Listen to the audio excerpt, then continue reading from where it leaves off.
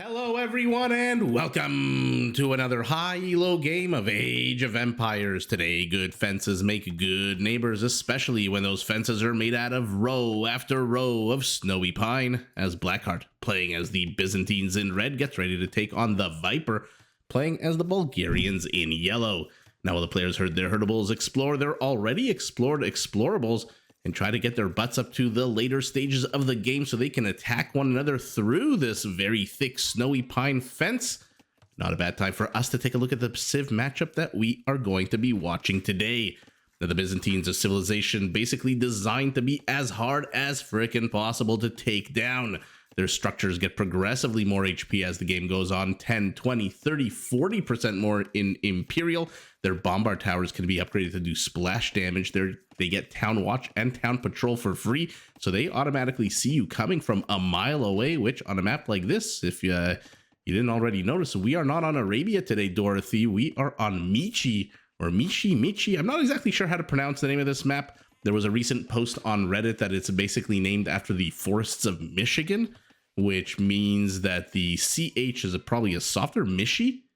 Michi, maybe? Michi? I don't know. Michi, whatever it is, you know the map.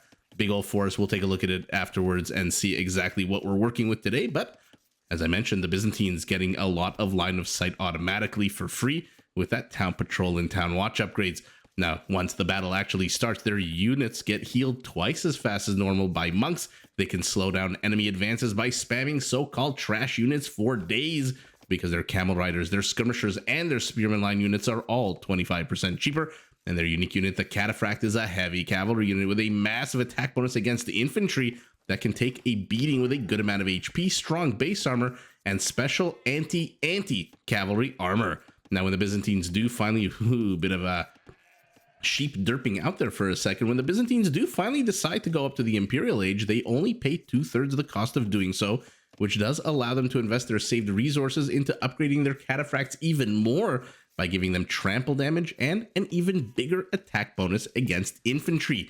Now, speaking of pretty tough infantry that might get trampled under the hooves of the Byzantine special units, let's take a look at the Bulgarians, what I would call a cost-cutting civilization. Their militia line upgrades are free of charge, similar to how the Turks get their light cavalry from scout to light cav to hussar for free. The Bulgarians get that for their militia line. Their blacksmith upgrades, their siege workshop upgrades all cost 50% less food. Their blacksmiths, by the way, also work almost twice as fast as normal, and their town centers cost 50% less stone, which is great because the Bulgarians can focus their stone expenditure on their unique structure, the Krepost. Think of the Krepost as a mini castle similar to the Sicilian donjon, except it's more expensive, but you get what you pay for. It comes with more HP, higher attack, and tankier armor. It also, like a castle, does provide 20 population space, and unlike the donjon, which can be built earlier in the game, it looked like the Ibex was pushing the scout for a second. The Krepost can only be built in the castle. Now, once you've saved your resources, the Bulgarians can invest the savings not in upgrading their cataphracts, but rather in building a pretty tough army. Even though they don't get champions, they can upgrade their two-handed swordsmen to be super tanky with a huge +5 melee armor boost, and they can turn their cavalry, all of their cavalry, Japanese by upgrading them to attack 33% faster. Now, this upgrade called Stirrups is fantastic news for their unique unit, the Conic, a 2-for-1 soldier that starts out as a tanky. Bye-bye, you've served your usefulness. By the way, welcome back to the channel where I get distracted every 5 seconds. As I mentioned, the Stirrups upgrade, very useful, and by the way, very necessary if we get to see Conics, because that is a 2-for-1 soldier that starts out as a tanky, powerful, flail-wielding cavalryman who then transforms into a less tanky but still powerful infantry unit when he gets knocked off his horse. Now, why do you need Stirrups? Because if you don't get it, the Conic, I believe, is the slowest attacking melee cavalry unit in the game. Now, when you're speaking of Age of Empires, man, oh man, you have to be specific. The slowest attacking melee cavalry, yeah, that excludes all the archer unit in the game. Yeah, so you need the Stirrups upgrade. By the way, if you get the Stirrups upgrade and then you go hussars and try to raid your opponent's base, for example, once you start cutting some holes in the forest of Michi, well, then that's very bad news bears. Those hussars attack lightning fast. So we've got a bit of time. Let's take a look at the map, because like Arena, there's generally a meta that's followed in Michi, and the name of the meta is let's get up to the Imperial Age, because the only unit in the game that can cut through this in the Castle Age, well, I guess not anymore now that we have rocket carts, but the only unit that used to be able to cut through forests in the Castle Age was the Khmer, the Khmer Ballista Elephant. And since neither of these two civs have rocket carts, then the quickest we're going to see them attack one another is in Imperial. And much like on Arena, the old Blacksmith Market combo going up here for the Viper, the old Market Blacksmith combo going up for the Byzantine. And so already Blackheart is en route to Castle Age. FYI, neutral markets. So we might see some big army battles. Not only do the players start with more villagers on Michi, you know, I'm going to double down. I'm just going to call it Michi. I know it's probably Michi. This is going to be the last you hear of me ramble on about the name of the map. You can read it here at the bottom for yourself. But everyone starts with more villagers and a neutral market where you can set up your own trade. And that means big armies, lots of upgrades, and lots of fun for us. Because generally, if you look at the map, you see there's a lot of forests, big fence between the two players. The question is, on the defense, how will the players play it? Will they wall off certain segments of the map? For example, will Blackheart wall the left side and attack through the right? That's the defensive question. Offensive is, how many paths will the offending player, or the offensive, I guess not offending player, the offensive player cut to get to the other side? For example, if the Viper wants to be the one who attacks, will he go straight down the middle, or will he cut a little bit off to the side? And if he cuts off to the side again on the defensive side, will he wall off the left side of the map? And so time will tell, and we'll see. And by the way, thank you everyone for watching the video. I know it's been a hot minute since I've been putting out some content, have been dealing with a lot of personal stuff. We'll go over that in a quick second. Just I'm not going to get bogged down in it too much. Last thing I want to point out about this map is that you do start on explored, which means everybody has seen basically the location of relics, forests. You don't need to be the Burmese to know where the relics are. And here we go, Castle Age. Let's remove that fog of war. Immediately 2 town centers. The cool thing about the Bulgarians, especially on a map like Michi, which is covered, and you know, you have time to build up your base because of that big, thick forest. The good thing about the Bulgarians is they can actually, if the Viper had, he doesn't have the wood for it, but if he had invested his resources into wood earlier and more fulsomely, he could actually plop down 4 more town centers. There we go, 1, 2, and a third one, because they only cost 50 stone. And so when you started the game with 200, everyone else can only afford 2 town centers unless they mine more stone. The Bulgarians can afford 4. I guess the Incas also can really just afford 2 town centers, even with their small discounts. So yeah, it really is the Bulgarians who on Michi can really explode their economy. The Viper currently at the same villager count, but that is not gonna that parity is not gonna last very long. In any event, I was pretty much the long and short of it was that you know the expression, when it rains it pours.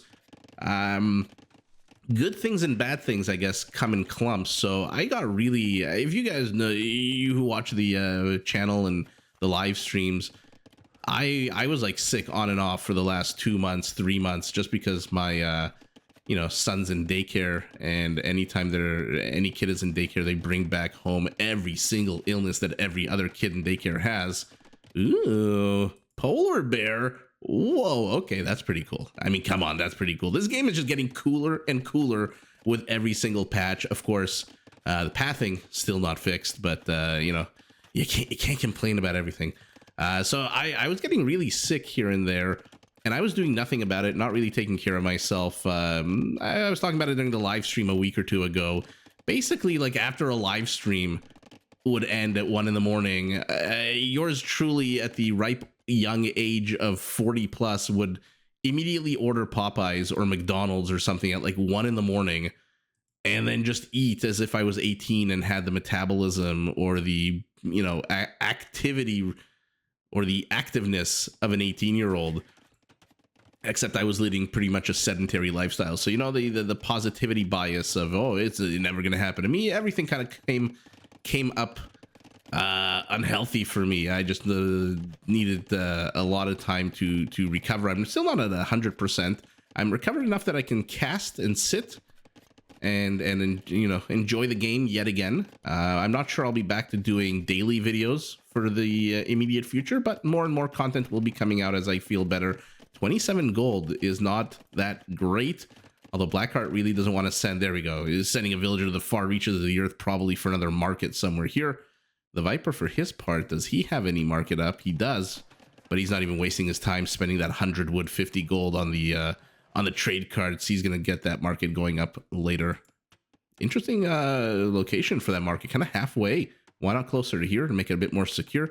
In any event, health issues precluded me from being able to really focus on the channel. At the same time, I welcomed my second idle villager, a little baby girl, and that has just been a lot of fun, but a lot of work, and especially with 2 under 2, it's just been it's been pretty hectic. And then with the health issues, of course, when you're completely sick, you can't really work, and so I had to, you know, catch up on that. And in any event, not to bore you, not to digress too much, but when it rains, it pours, and pretty much the primary sort of mover in the lack of content was my health. It got really bad. I'm not gonna lie. It wasn't a mild cold. It wasn't a flu. It wasn't something simple that some antibiotics or something could take care of. It was pretty bad there for a while, and I'm still kind of in the recovery phase. And so that's pretty much all I'm gonna say about that. Let's get back to the game, because that is why we are here. This is not the Isaac laments his unhealthy lifestyle story hour. This is the Viper versus Blackheart story hour, where we have trade for one player, and trade is coming up for the other player as well. Viper 4 villagers ahead. Not exactly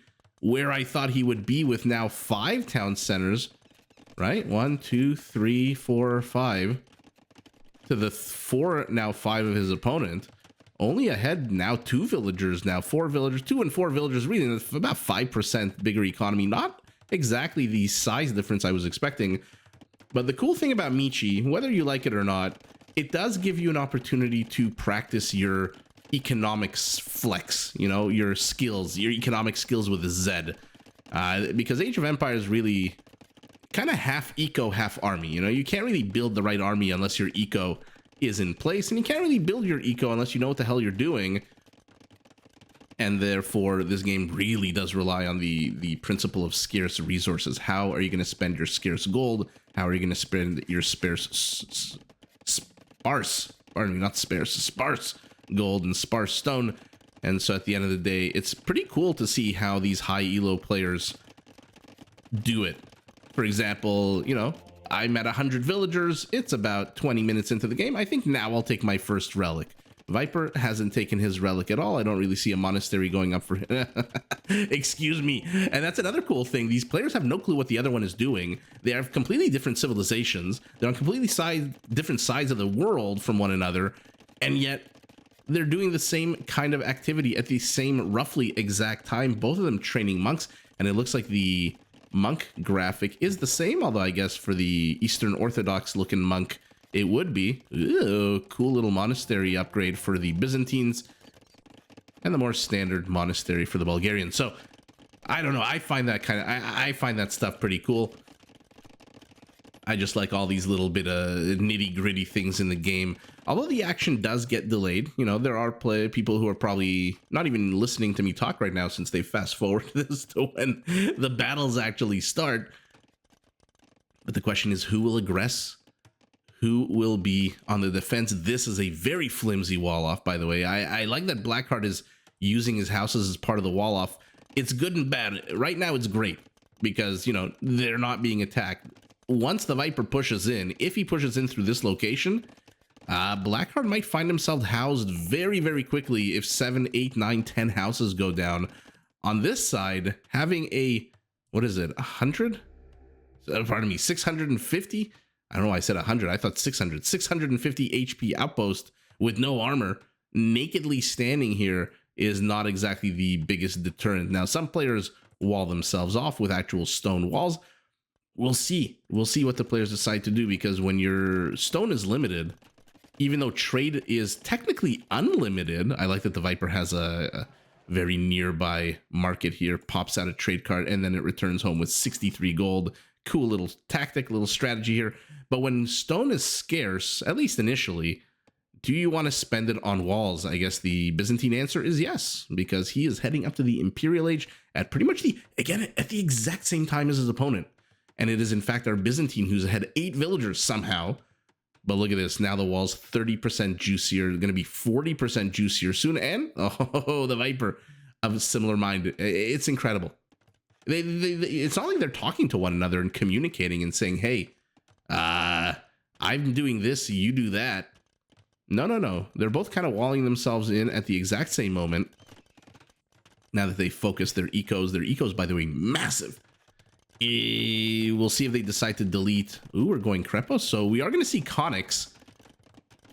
It's a little confusing based on the upgrades. I'm not too sure why he's got the scale mail armor right now. I would have assumed he would probably have focused on cavalry upgrades. There's another Krepos. Although, remember, the Conic does turn into an infantry unit, so infantry upgrades are necessary. Another castle. Now, one-on-one, the Conic is such a deadly unit to go up against. Greek fire. Oh, by the way, Byzantine castle. First time I'm seeing this. Why does it have a Roman legionary sword? And a cataphract horse helmet? Okay. And there's that kite shield. But why does it have a Roman shield?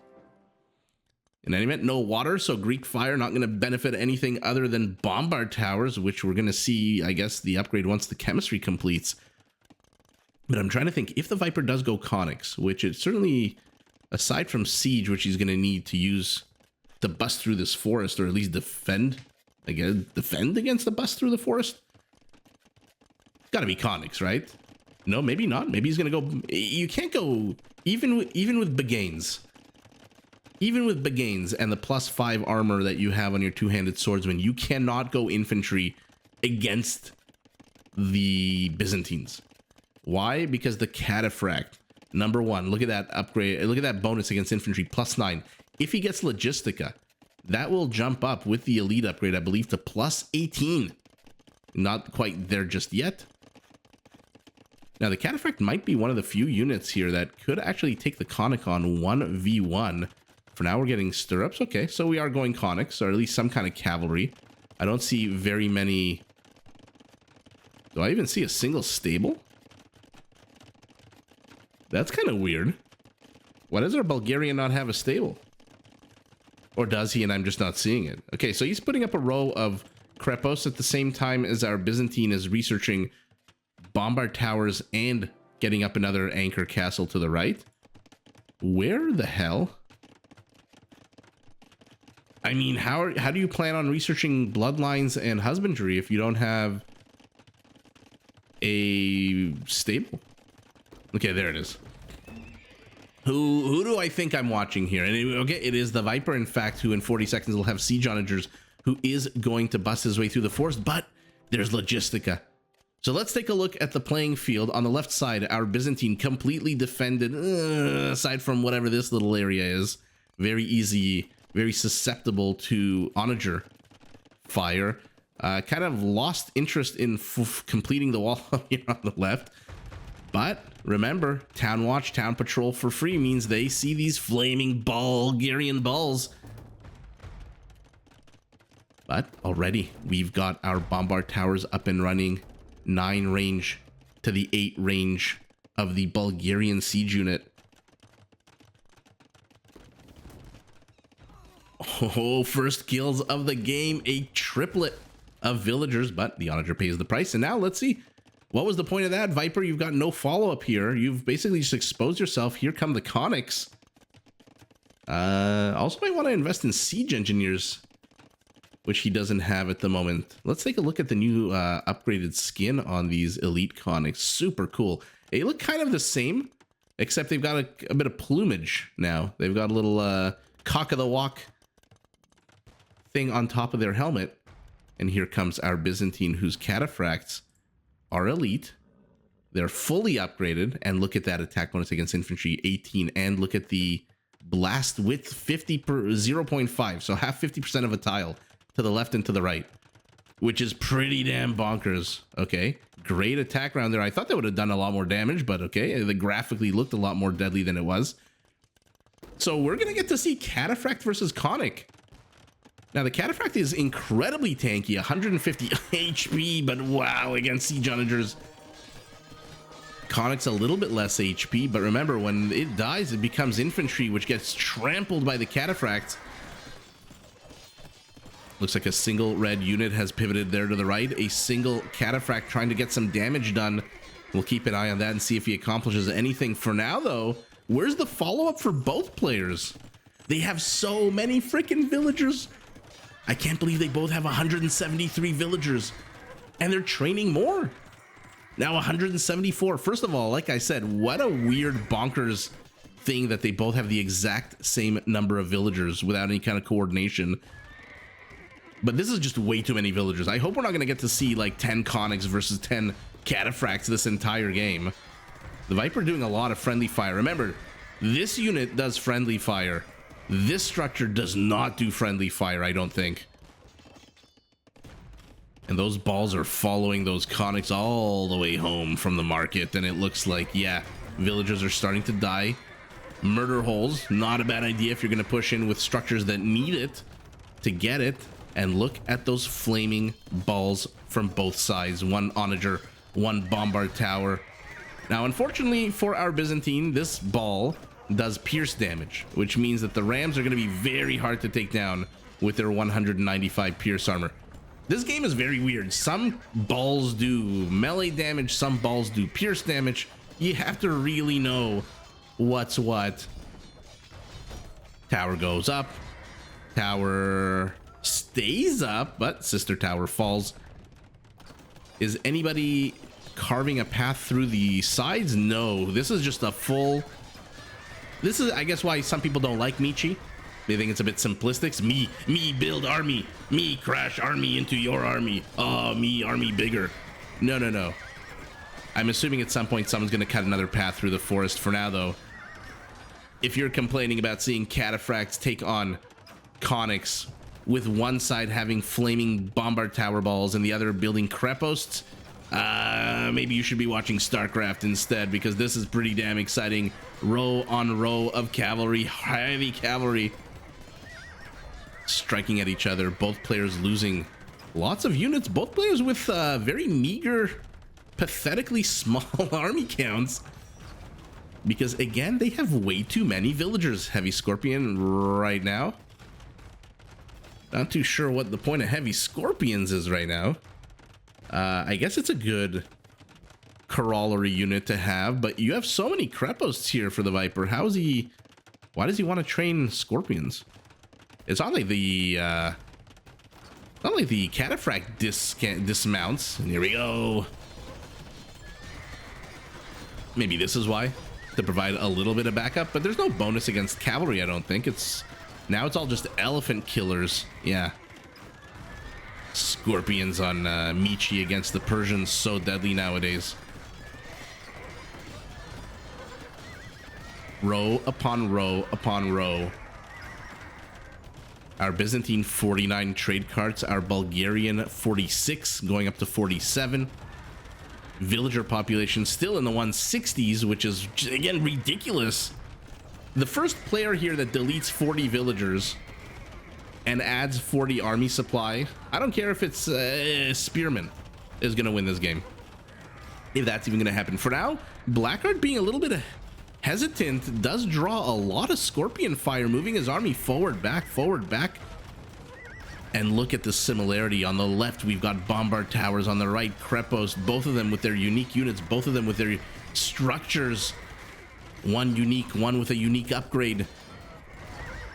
Neither player making a dent into the other. Kill count, though, Blackheart has killed 200 units to the Viper's 137, but that's not too surprising, since I think the dismounted Conic counts for another kill as well. So whenever you have a 2-for-1 unit, you always have to kind of assume that your opponent's going to have more kills than you on paper. Bombard cannons backing this up, but again, Blackheart's doing a lot of moving backwards. He is doing a lot of moving backwards, and FYI, he is relying on this path that the Viper has carved He is not carving his own path. The Byzantines do just get basic onagers, which means he can carve a path if he wanted to, or at least expand this. But maybe he wants to fight in a choke point. Maybe these bombard balls are doing the job they're supposed to be doing.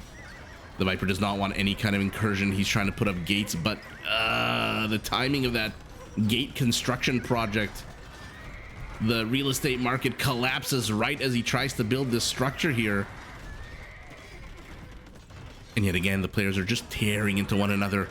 Still about 80 kills apart. Krepost falls. Bombard Tower will fall as well. Only one of 3 Trebs to the back is firing for some reason.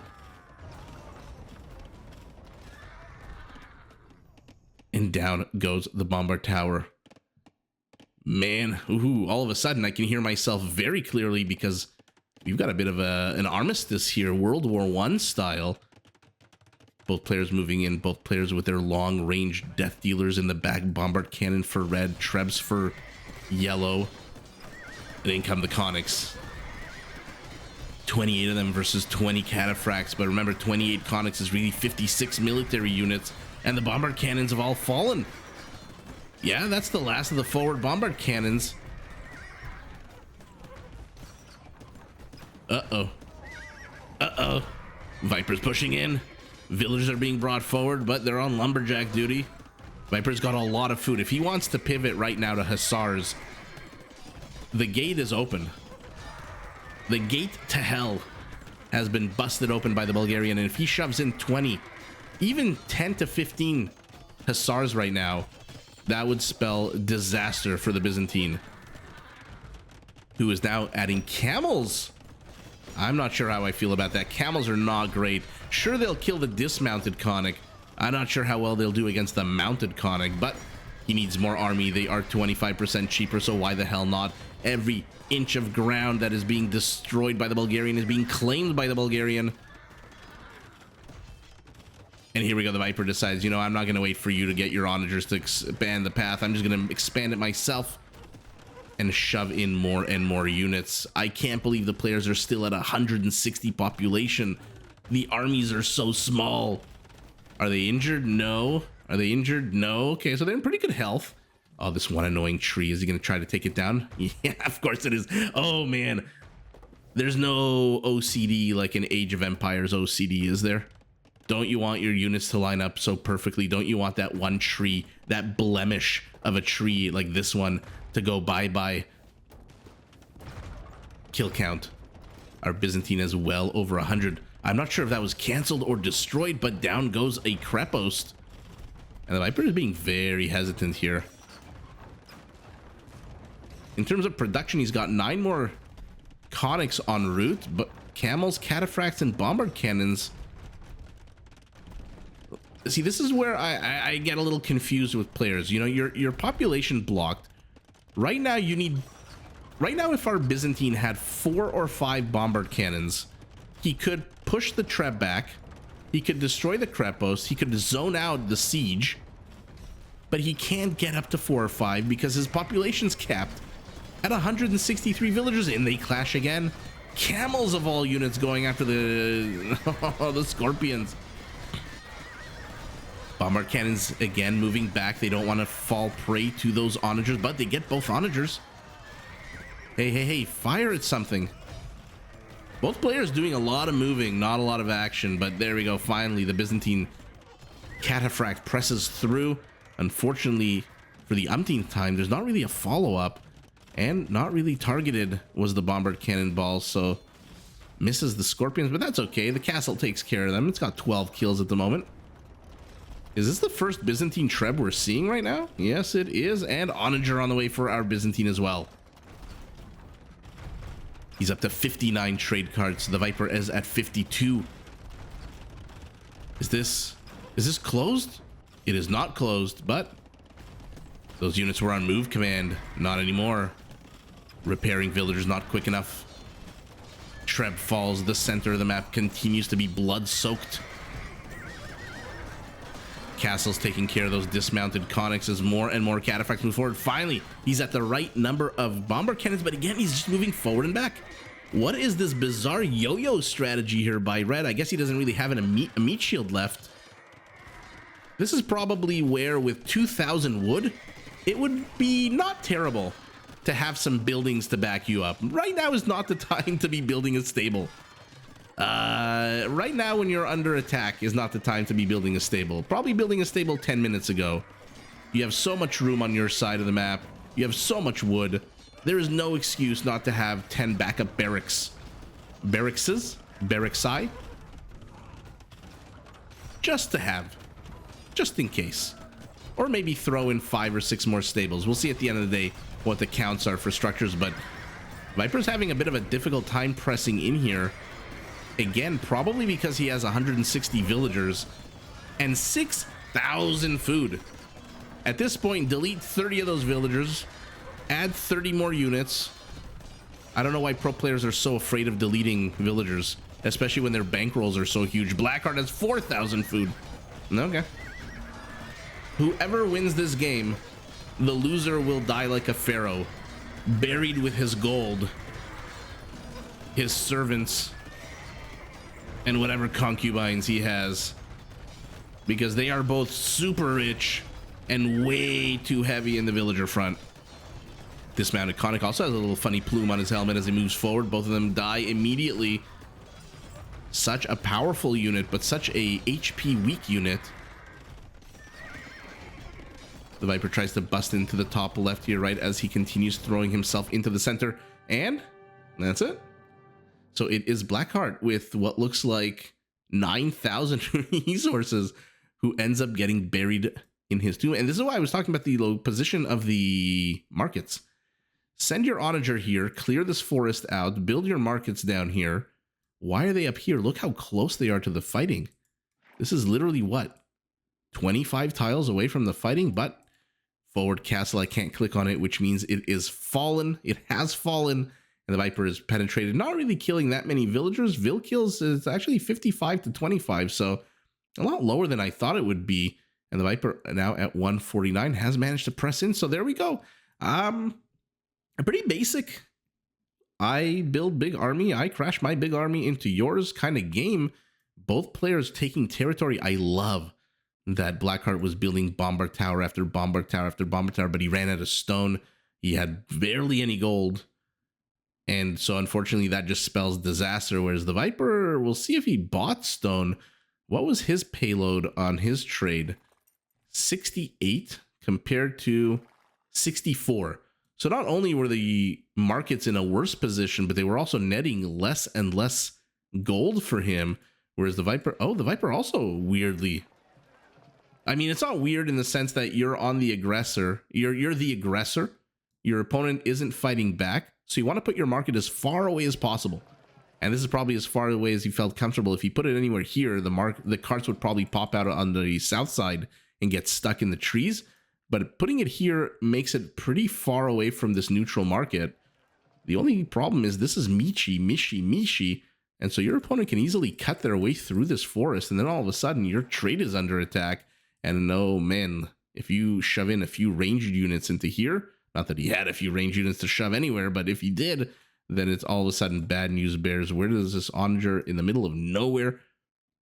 So the battle of attrition favors out in favor. That's not a sentence. Oh man. In addition to being sick, I apparently lost my capacity to speak the English language. It favors the Bulgarian, bold Bulgarian. Let's take a look at the numbers. This is so cool. 250 cataphracts, 250 basically conics, which is almost 500 military units, 80 camels towards the end, but against scorpions, 20, I love this, 20 bombard cannons against 12 onagers. Let's see infrastructure, because I feel like both players were a bit Arabia style here when you can't really, yeah, only seven stables, one of which is, I don't even know why the hell it's here, but 7 stables for red. And how many creposts? 16. This is a good Michi number. When you have this 4,000 wood, there is no excuse not to have 10 more stables right here and backup barracks or backup archery ranges just in case. Maybe some more siege workshops. It doesn't hurt. when a resource is not scarce, like wood on this map, you really have no excuse not to have your entire side of the map, especially when the game's 53 minutes, full of infrastructure. I mean, look how much fuller the Viper's side of the map is compared to Blackheart's. But that was what a fun game. What a good game for me to come back to, by the way. Nice, simple A to B. Viper cuts a path, gets pushed back, then pushes, then gets pushed back, then pushes. A lot of moving back and forth for our Byzantine, which I didn't understand, but I guess he didn't really want to risk his bombard cannons here and there. Kills 501 to 400. That's, again, to be expected. One conversion. I guess I missed the Viper. I remember there were monks out on the field early, but look at this. This is so small. Army high of 45 to 37. On a map like this, it should be 60 to 80, not 30 to 40, but whatever. Raising's 23 to 3. There's your bombard towers go bye-bye. And total armies, who had the biggest? 453 eco? Wow. Are you effing kidding me? Are you kidding me? 130,000 each. And what is this? 31 and 42 is 73 units of something difference. Isn't that crazy? This is why I love this game. This is why I love Hilo. This is why I love Michi. I love it all. Food basically identical. So where is the difference here? Stone identical. So the Viper mined 4,000 less gold, but 4,000 more wood. Okay. Well, doesn't matter what he did, what he didn't. Bought and sold. It looks like both of them did a good amount of trading. Probably, if I had to guess, buying stone. But ultimately, it is the Bulgarian with the Krepost push who not only holds against the Bombard Tower push, which was pretty darn scary. It's pretty scary to have those big balls flung at your head as you're fighting underneath them. But ultimately, he held with whatever small army counts they both had. I gotta love the outposts strewn about everywhere on this map. Here especially. Okay, so he did back up the weird little wall off here with a thicker wall off of 25-20 stone walls. And what a fun game. It is the Viper who takes the W with the conic Scorpion, Krepost, Siege Onager, Treb push, but GG to both players. Did you enjoy this video? Check out these other clips and make sure to subscribe and enable notifications so that you're notified of my latest uploads.